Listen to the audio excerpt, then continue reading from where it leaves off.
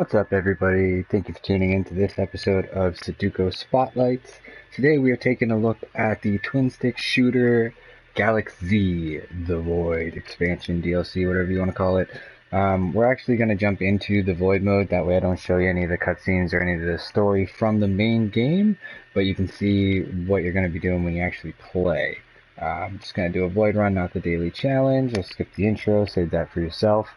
You do have to beat the main game before the Void mode unlocks, so good luck. um, this is one of my favorite shooters on consoles. It's one of my favorite shooters ever, I would have to say. Um,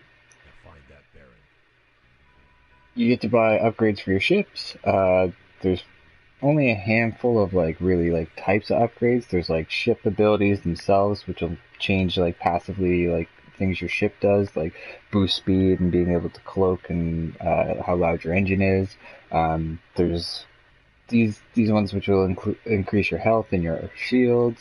And then there's a bunch of different abilities that'll change your weapon.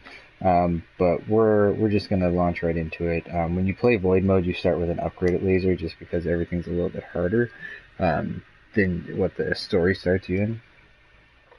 Just like the enemies and things like that are gonna be a little crazier than what you'll start off with when you play like the normal mode.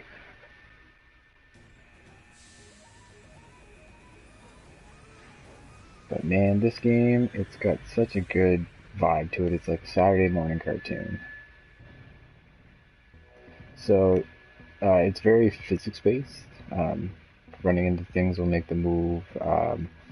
You kind of drift. So, and you actually get a drift booster to help you drift. So maneuverability is a big part of it. You have a dodge as well when you're in plane mode. And you lock on with your lasers for missiles. You get your blaster, obviously, but what's fun about Galak-Z is you can actually turn into a Gundam or a mech, whatever you know it as. You get a laser sword, which can reflect projectiles. You get a grappling hook, which you can grab almost anything in the game and fire it. And you get a shield for blocking. You move faster in ship mode, so it's better to travel that way, but I mean, totally up to you. Take that! Where are you? For the Empire! So the enemies are divided into three factions. These guys are the Empire. They're normally blue and purple and green is their main color. These ones showing up with the green marker here on the map are going to be bugs, and as you can see, they look like bugs. The little red guys moving around, and then that big blue and purple guy. They're neutral. They'll attack anything and everything that moves. Raiders, which are these yellow guys that are coming on screen here, they're a bit tougher than the Empire. Usually, Empire kind of rolls with shields. These guys just kind of go with brute force. I'm getting attacked by a madman! Hello to Blue! Yeah, no shields. Oh man, I am getting toasted by this guy. So if you can see it, their remaining HP actually appears as a floating number over them as you're shooting them. You can see it happening on the gate here, like 7, 5, 3, 2. If I shoot this one again, it'll break. Boom, boom. The pieces here are scrap. They're kind of like the currency, they're what you use to buy perks and upgrades in between the levels. You also get scrap from getting what is called crash coins, but those ones actually go between runs, so you can buy better stuff on your next attempt. So this is a tougher, upgraded Empire ship. He's going to have shields, and he'll probably actually fire missiles at us too. Oh, and that blue air circle that's very, very light there that's appearing around me, that is the sound that my engine makes. So like I said, when we were picking our ship, you get some passives and stuff to reduce that so you can be more stealthy. We're gonna fight these guys. Oh, he drove into them. He shocked himself, so that took out his shields for us. It wasn't bad. Put him into the wall. Put Money him in into the the bank. wall. Okay. If you can melee a guy, or if you can grappling hook and shoot them into another surface, it'll usually stun them. So that's a really good way to take some heat off of you. Where I said you can grab anything with the grappling hook here, Get out of here, bug! we're gonna grab this and shoot the bug with it. For big damage. Ooh. Alright, we'll sneak on through here. So the bug and these raiders are actually fighting each other, so we're gonna come in and mop everything up. Hey! Oh! Man, I wish you fought as well as you explode. Ooh. In void mode, you're playing for points, and it's kind of up to you how you want to play. If you want to try and get to further levels where everything's worth more points, or if you just want to try and rack up as many points as possible, especially in the early levels when you can kind of get easier kills. Sensors scanning. Shields down! Laters. Yes. Alright. Pro tip, there's always a group of guys that is past the warp beacon in void mode. I will destroy you! Or at least a guy. I'm hit!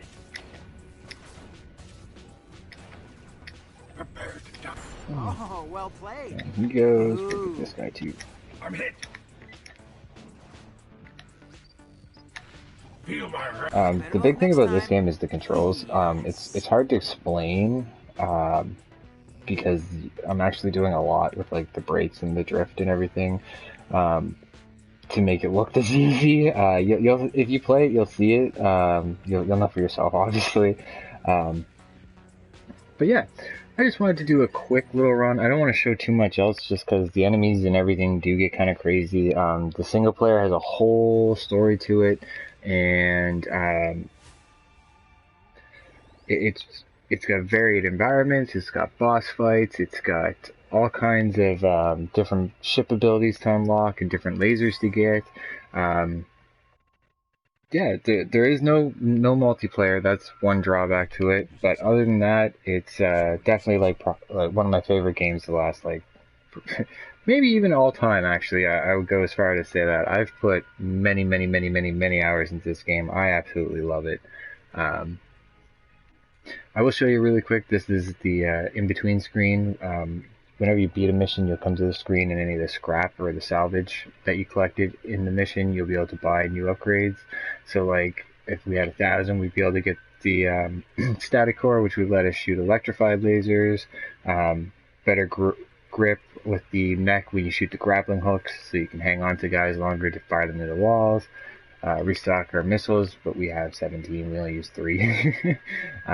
Increase your missile capacity, restore health, things like that. But like I said, I don't want to show too much else about it though, just because this is one that it's so worth playing, and it's so much fun. Like, I cannot say enough good things about Galak-Z. You should pick it up on any console that you have. I'm pretty sure it's on everything now. And if you want to check these guys out, they're 17-bit is the studio that made it. They're also the guys that did Skulls of the Shogun, and they're making a new game for Oculus and PlayStation VR called Song in the Smoke, which kind of looks like Caveman Simulator, to be honest. Like, you're out hunting in the woods, and like predators and things will stalk and hunt you, and it's a survival game. It's very different from this one. So that's gonna do it for this episode, guys. If you liked the video, smash the like button. If you want to help the channel out, then the best way to do that is to help us grow, and to do that, share us. Post us on other socials, tell your friends about us, whatever. And if you want to subscribe to the channel, I do the videos live, so you might be able to actually catch them live before they go up on the channel. Other than that, have a good one, guys. Thanks for watching.